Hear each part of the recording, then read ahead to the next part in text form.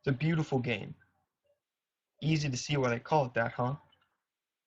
Soccer has always been a huge part of my life, an activity that I've continually dedicated 12 plus hours a week to for the better part of the last decade. It has influenced aspects of my life, from the way I spend my free time on the weekends, to the video games I play, to the friends I choose.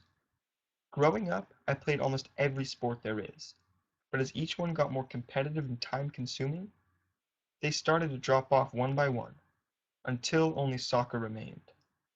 I love it not only because it's the perfect amount of action and speed, but because it's just flat out fun. Look, you can list out the pros and cons of each sport. Which one requires the most strength? Which one looks the best on college apps? Which one is going to get you the girl? But ultimately, it comes down to how much fun you have playing the sport.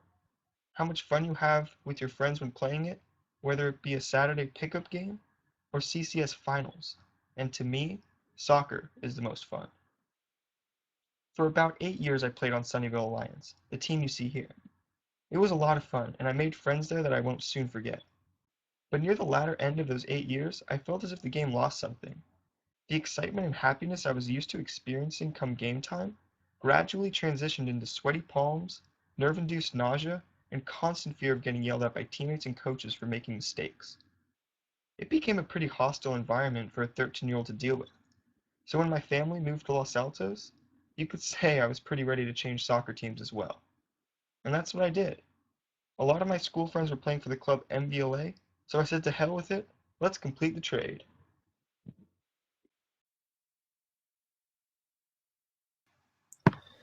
So, being a new player, I was put on the lower of two teams in my age group, with the promise that if I played well, a spot on the higher team was only a season away.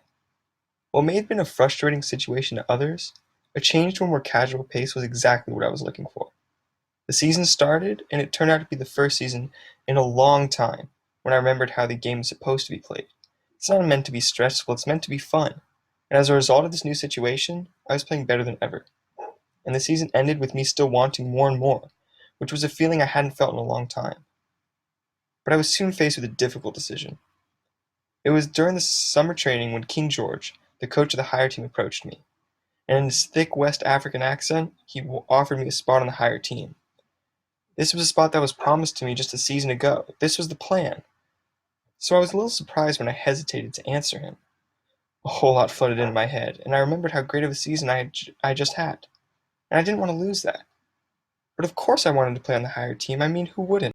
Over the course of the next couple days, I thought a lot about which path to take, knowing full well that this decision would impact so much of my life.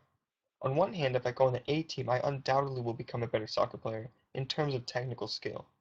Also, I would no longer feel that hint of embarrassment that accompanied every conversation I had regarding soccer and what team I played for. It's never easy telling your friends and family that you're on the B team. But on the other hand, I thought about staying. I thought about all the fun I had with my friends, old and new. And then I remembered how awful it was playing on a team where the only thing that mattered to them was winning. Now that isn't how soccer should be. To be truthfully honest, I had no idea what to do. But when confronted by King George the next week, I had my answer, and stuck to my gut.